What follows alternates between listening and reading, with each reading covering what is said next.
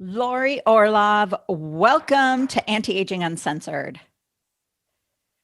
Okay, I great to am, be here. Hi, I, Jill. yeah, I am so excited you're here. I, we talk a lot here about like beauty and body aches and menopause and hormones, but one of the biggest issues for women, um, is caregiving, right? A lot of times, I think they call it the sandwich generation, right? The ones that they have their kids, they may be grown or still younger, and then they also have their parents that need help and Yep. need help, need assistance. It runs the gamut about what's going on with them, right? But this Mhm. is always a struggle. And, we love our parents. And a lot of times, I would imagine, are either dealing with caregiving from a distance, right? Mhm. Or they even potentially live close, but aren't living with them. So, Mhm. today, we are going to address solutions that are out there. This is not for we're not going to be talking about, you know, technologies or solutions that might live in a nursing home or an assisted living facility. This is not that level, or they're not enterprise, right? They're not enterprise products. These are things that either are available for free or purchase, or that are available that can help you do what you want to do depending on what's going on with your family. So, Lori did a great job of sort of highlighting some of the biggest categories. And so, we are going to dive in right now. You ready? Yep. Awesome. So, Where we want to start? let's start with safety and security, because I think that's one of the biggest things people worry what's going on, what's going to happen to their parents if they're not around. Right. And you know that 46% of women age 75 plus live alone. So that's Really? even more of a factor. Yeah. Yeah. It's a pretty big number. And I don't have the statistic about solo agers, but there's a lot of folks around who don't have anybody nearby. So that has created, a long time ago, it created a market of technologies, I guess I would call them the I've fallen and I can't get up technologies, which is Yes. We'll well none of us advertised will on forget TV. that. None of us will ever forget that. And that ad is still running, by the way. And part of the reason I think people actually buy those devices, even if they don't buy it from that company, is because they've seen the ad, and it's made them very nervous. So those are what fall into the category of personal emergency response systems, Mhm. a group of wearable devices that you can have. In the old days, you could only have them around your neck. And in the older days, you could only have them around your neck in the house.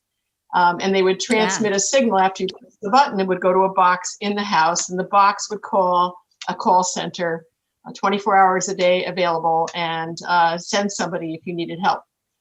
Nowadays, at least 30% of the buyers of those devices are using them out and about, not in the house. And I don't have a good percentage because the industry doesn't like to say, but most of them, the out and about ones, include fall detection. So the Mm. idea is that you're on the ground, and they can tell that you fell, and that could be useful to you. When you call somebody, they could recognize that you have fallen, or it could be useful, as in the old Philips offering that was around for years, Lifeline with auto alert, that would call the emergency call center if you were Mhm. unconscious. I don't know how valuable that is, but that was around.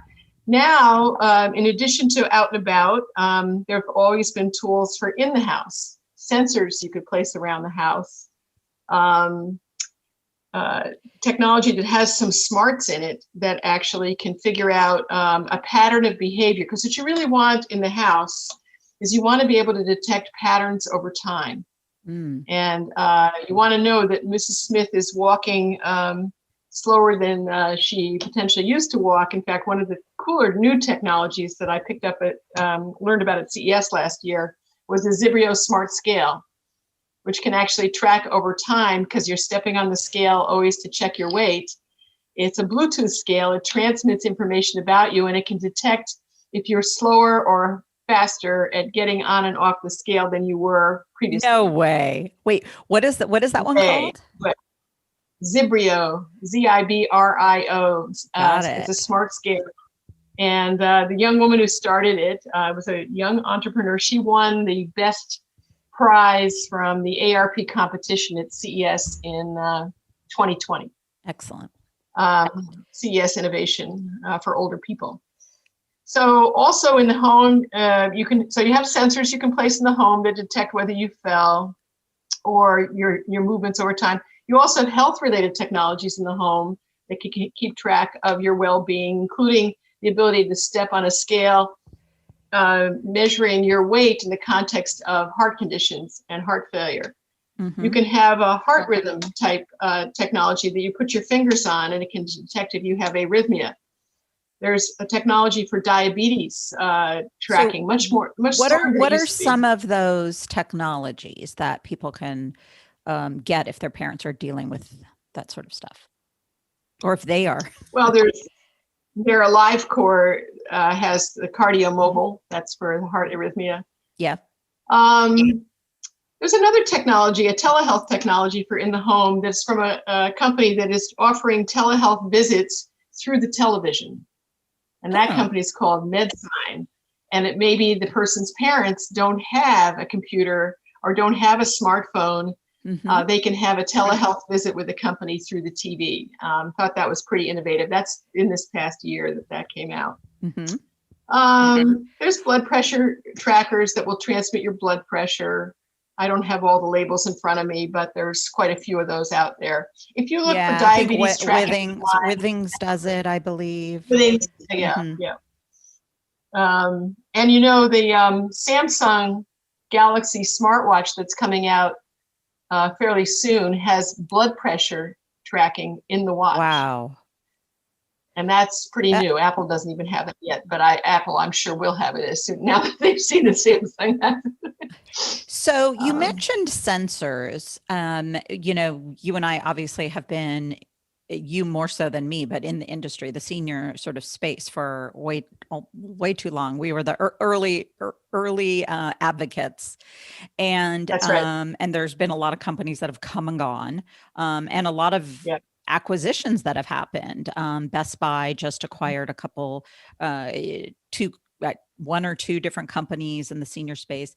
One called Lively. Tell us a little bit about, because the house is getting smart, right? And we're not just talking about, curtains and Alexas and things like that. It's getting even smarter, although Alexa is probably part of this discussion. Oh, my Alexa just went off. The microphone. Yeah, exactly. So she's probably going to talk on now and again today. There are things around fall detection, which I think is critical, but there's other things as well. Activity monitoring, have they left the bed in 3 days or whatever. There's bed exit technologies. You can put a pad in the bed that will notice how often a person has gotten up and gone to the bathroom. There is technology. There's a company that started in the past year and a half called Safely You, which actually will collect a short video about a person who may have fallen, and it deletes the videos. But the videos can be reviewed enough to know that the reason for the fall. That was pretty clever. That won a competition out in California, out of Berkeley. Very clever. There's room-based sensor technology. You place a unit on the wall, and that's sometimes called ambient sensors. And you place a unit on the wall, and the unit knows enough that the person hit the floor without them having a wearable on their body. And then you can place stick-on sensors or sensors around the room, like a sensor on the refrigerator door. And you can tell if a person opened the door of the refrigerator. So you could maybe tell if a person was or wasn't eating. A lot of these seem interesting and also are perceived by many older adults as being intrusive. Yes, that was going to be my next question. How intrusive are these? Well, mostly they're pretty intrusive. Yeah. You have to want to opt in and agree. That's one option. The other option is if it's a device you can get something out of. And we could go back to the A word, Alexa, Yep. and its partner and its competition, the Google devices, and Siri for that matter. You can go to any of those types of technologies. And does a person gain a benefit from having the technology that exceeds the smartness of it in terms of observing something about their behavior? And I would argue that there is a benefit, and not the least of which is play music, read a book, tell you what's on television tonight by asking, show you a recipe if you have the one that has a visual element to it, show you a recipe step by step on how to cook a certain thing. And pretty soon you start to become interested. And yeah. Turn on all your lights when you're laying in bed. Turn on your lights, turn them off. Yes, very nice. And so you start the gain of what you get exceeds the perceived privacy invasion of something that's always listening. And then you could do what we do in our house, which was we run around and turn all the microphones off. Yep. That way you can't hear a thing. That way you can't hear a thing. So one of the things we'll do for everyone listening is I will definitely collect links and names of some of these solutions out there that you guys can look to. But the Alexa thing, here she's going to go again, is going to that could be a game changer in a lot of ways for things like detecting depression and detecting, sort of things that happen in isolation, correct? I know it's not out yet, but I thought it'd be an interesting thing to share. Well, there is the ability to detect changes in your voice. Mm-hmm. There's software that probably will be incorporated at some point into the Amazon and Google devices and Siri that can detect changes in your voice that indicate you very much, you might be depressed. There's it's like blood markers, but voice markers, right? Yes, voice markers. Yes. There's also already in the Amazon Care Hub technology, it can tell whether you're up and about and whether you've moved in any direction towards the kitchen. So if you're super isolated and you're not getting up and about, it will know that if you're willing, and whoever has set it up for you has encouraged you to allow it to do that. There's always a trade-off with these kinds of things. And when people ask me about the privacy question, one of the key things I ask them is, do you use Gmail? And of course, Gmail's been around for not 100 years, but a really long time. It feels like it, yeah. Every time you send a Gmail message, Google has the opportunity to read every word in that message, know who you sent it to, know who you got it from, know what you searched for. They've known all this about you for years and years and years, and we've let it happen because the benefit we get of being able to use email exceeds the intrusive factor of the fact that it knows all those things. And in fact, if it could, would exploit them with advertisers and consumer goods companies. So. Well, that's a good awakening. A good awakening to all of that stuff. So let's move on to health and wellness, which is, somewhat of a crossover a little bit between safety and security. But what are the biggest sort of things that people are able to do? And we did cover a lot of this already, but like medication compliance reminders, how important is that? Well, it's very important if you have even a modestly complex medication regimen, let's say 4 doses a day of some kind of pill or combinations of pills. So the simpler ones like MedMinder can handle that. And that company actually came up with a relationship. They are also a pharmacy, so they can fulfill the prescriptions as well as give you a device that will tell you to take the pill. And, Amazon is now in that space. They have a pharmacy. And so this is of course they are. Philips has a medication dispensing. There's a fair number of those out there, and whether people will use them, whether they have someone to help them, like a caregiver who will load the device with the appropriate medications, that will request the fulfilling of the prescriptions, that will make sure they were filled. This is a lot of medication. There's a lot to medication, and many people either don't take their meds because they forget, or they don't take their meds because they're too expensive and they can't afford them anymore. So, wow. That's medication. So you mentioned, we talked about blood pressure trackers. Again, I'm going to include some links of sort of the smarter ones. And, but I think the movement into the wearable blood pressure thing is very exciting. Fall detection. I mean, fall detection is so critical because, I hate to say, I always said it's like the beginning of the end, but it is a trigger to somewhat of a decline when you break a hip or fall or have something significant like that. Of the ones, so we talked about some of the ones inside. What do you have any suggestions as to the outside the home ones?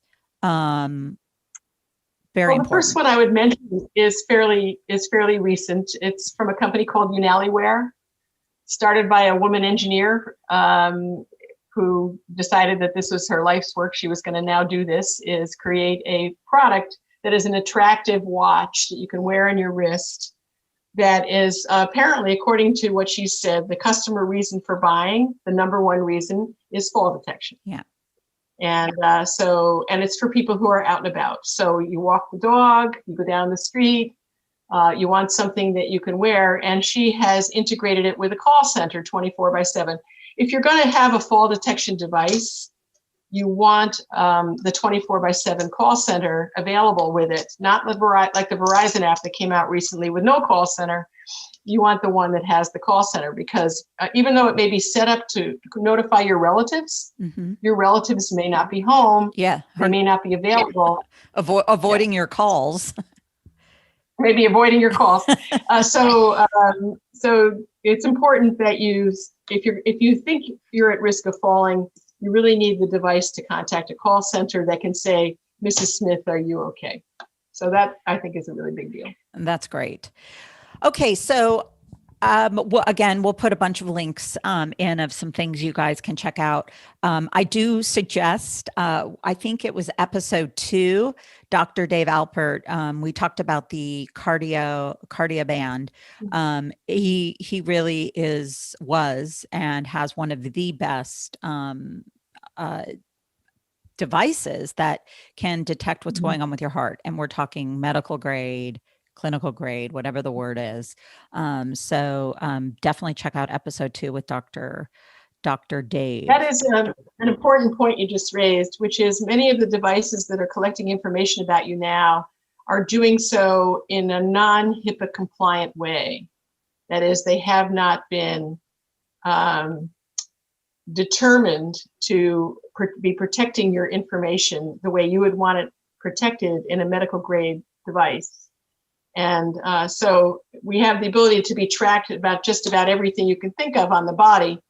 And the question is, what are they doing with the data? So when you say, yes, I want to opt in and give permission for tracking with my new device, the question is, what are they doing with the data? And you can't use the device, obviously, if you don't opt in. Anyway, just thought I'd bring that up. So I want to move into memory loss issues, dementia, Alzheimer's, because there is a level of care that these individuals need that is quite significant. And even in the early stages, as symptoms start to arise. So, and someone might be living with them, or you've decided to move them into a facility of some sort, or community, as I like to say better. So let's talk a little bit about that and how, what types of technologies and solutions are out there. Well, I think the most useful early on is the GPS tracker capability. So there's a shoe. The GPS Smart Sole is one of the ones that is available. I don't know if there's one called iShoe that was around for a while. So there's a shoe, but I don't think the shoe is all that useful because people like to change shoes. They don't want to wear the same shoes all the time, unless it's maybe a person who only has one useful pair of outdoor shoes. There's the ones that go in your pocket, like iTrack and Pocket Finder, and those are useful too. The great things about those is you can set up a zone. The most important thing with a GPS tracker is that you set up a zone, like a circle, around where the person leaves from, maybe your home or their home. And that circle, when they go outside that range, it notifies. So if a person's wandering around with one of these devices in their pocket, it's set up to alert if, let's say, Mrs. Smith walks down the street and goes beyond the neighborhood and is a mile or two away. I mean, that happened with my mother-in-law. One of the reasons she ended up moving to a memory care was she walked out of her non-memory care community and did go a mile and a half, didn't know where she was. And somebody drove by and said, maybe you live in that assisted living down the street, and they picked her up and took her back. Had she been wearing something, that could have been so wandering is one of the big things we hear on the news. Someone wandered away and they can't be found, right, and they have dementia. So those solutions are extremely helpful. What about this is going to cross over into our next area, but the socialization part of things. I know or the engagement side of things for people, like it's never too late or. Yeah. So one of the things, before we wander too far off of, if a person is isolated and at home alone a lot, there are a number of brain-related tools, brain training type tools that can help keep you at least a bit sharper in the moment. ARP has endorsed one called Posit Science. That is an example of that. That can be found through the ARP website.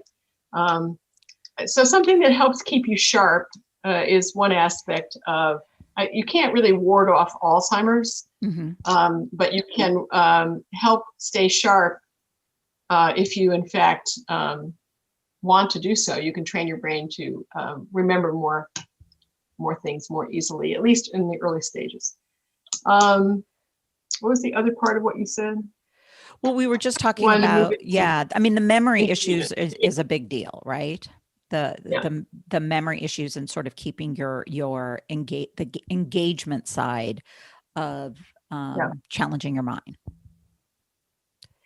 Yeah, if we talk about the social engagement aspect of life, one of the things that I become interested in recent years is Nextdoor. I don't know if you're familiar with Nextdoor, but Nextdoor is, depending on where you are in the country.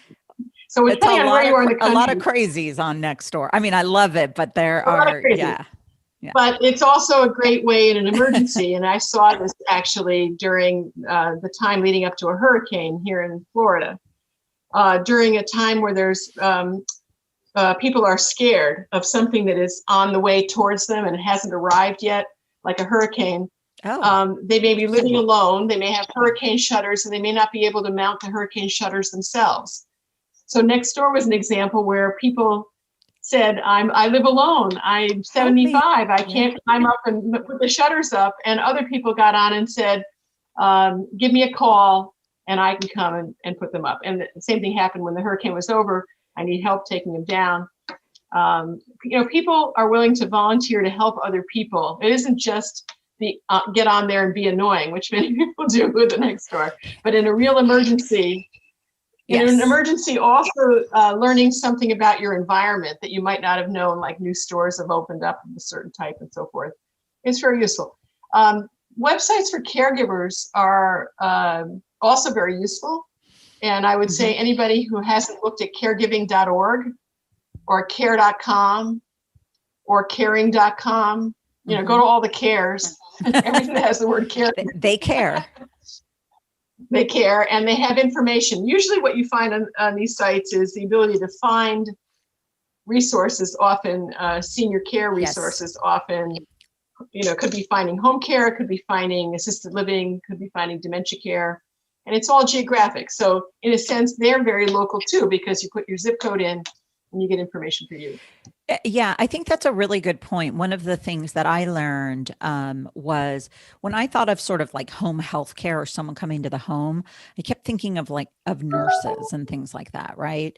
So I think there's a very good distinction that there are people that help with. There are home health, which are, sort of prescribed by Right, your right. physician, or when you're discharged from a hospital after surgery or things like that. There are people that come into the home. Also, in later, not later in life, but later, if there's something serious, there's hospice and palliative care. But there's a whole other category out there. And this is super Right. Big important, called, I just call it, home what do you, care. what do you call it? Well, sometimes it's called private duty home care. Mm-hmm. Sometimes it's called companion care. Yep. And the industry itself thinks of itself as being home care, but that's confusing because home health care, which is prescribed, It can be is. mixed up with it. That's what So gets, private yeah, duty, companion. that's the, Yeah. and So so the just biggest one in the U.S. is a company like Home Instead, for example. They're the largest one, and they they're are, and franchised. there's some good ones. There's some good ones out there. So you definitely want ones that are assessing, doing the right checks, the criminal checks, all of those kinds of things. That's a big one. So we'll definitely put a couple in there, but that we, I guess, have heard good things about. I will say that, just to sort of describe some of the things that they can help with, because I think this is an interesting distinction between health and just regular home care, is they call it assistance with daily living. So things like showering or bathing, things like helping you brush your teeth or go to the bathroom, or preparing foods, or light housework, or getting you out of bed. And again, daily living, things that you kind of do throughout the day. I don't know if I missed anything, but anything like that, as well as socialization stuff, games, and other sort of companion things. So I think it can be really helpful. I will say, my grandmother, who is not around anymore, was mad at the concept. So there are people that get upset. And then at the same time, kind of getting through that angst at the beginning was highly worth it, because in the end, they became friends. So it was a much more special arrangement. So let's briefly talk about some of the other socialization part. Maybe we can start with sort of the cell phones and the phones side of the world. Yeah. Yeah, we do still have senior cell phones on the market. Best Buy bought Great Call. But if you wanted to find a jitterbug phone, which was Great Call's initial cell phone, it's still available. And I'm sure plenty of people are still buying it, because when you go to places where there are a lot of older people, you see them opening these clamshell phones, Right. which they can text. You can text on them, and you can take a call. That's pretty much it. No websites. And there are services on these phones, correct? There are Yes, other, you can press a button to get help. Yes. right, and like nurse On the call or things like that. Yes. You can sign up for additional services. So that's still being sold. Consumer Cellular still sells several of those types of devices. And there's also smartphones that have been tailored for seniors. So again, Great Call has one called the Great Call Jitterbug Smart 2. Is a smartphone for seniors. There's a whole range of them on Consumer Cellular's website that are varying in complexity from very simple to more complicated. It's good to have a smartphone. I would say if anybody has an older adult in their circle and they don't have one, there's a lot of big upsides to them if they can be shown a few things on how to use them. They can be very useful, including getting turn-by-turn directions on how to get someplace. Wait, we all knew that. We all knew that. Find a store. And I think we can talk briefly. Most of the stuff we're going to talk about now, I believe, is free, but it's the idea of video calls and communication with family, which is probably their number one desire. That's right. Yeah, we're at a stage now where grandparents are wishing to adopt technologies that enable them to connect with the grandchildren, sort of a skip generation. And the other way around, the grandchildren are pushing them They're like, to I don't adopt want these to talk to my technologies. child. I want to talk to my grandchild. Right, right, exactly right. And so that's where the world of FaceTime and all the chat functions, the ability to chat online, with instant messaging and texting, what have you. All these kinds of things which are enable connections in real time that have people on them. And then you can even have, which I think it's a little crazy, but you can also use something like Zoom for large families, and you can divide the screen into 16 parts, and you can have a family get together through something like Zoom. Nice. And they are free. They have their enterprise edition. Yeah, my parents are using Zoom for local meetings and clubs sort of that they have and things like that, as well as chatting with us. So Right. I wish they would get an iPhone though. So let's, the last category, I mean, honestly, there are so much going on in this space, but I think this is a really good opener for our listeners here is hearing. I pray my parents decide to make the jump and get some type of hearing aid. I will have no embarrassment around getting one, so I'm not sure why they are. But let's talk, there's been a lot of change in the hearing aid space.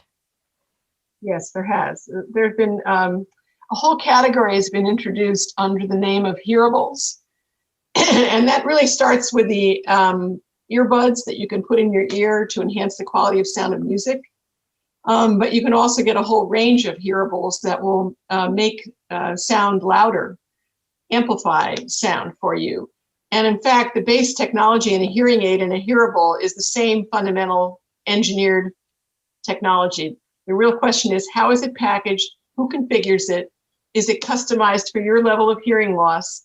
And if you are significantly deaf and really need the customization of it comes with a hearing aid, you're going to have to spend the big bucks. Hearing aids are very expensive, They are. which there's a little bit of effort on the part of some Medicare Advantage plans to pay for a few hearing aids, but I think that's going to have to change over in the coming years as the boomers get older.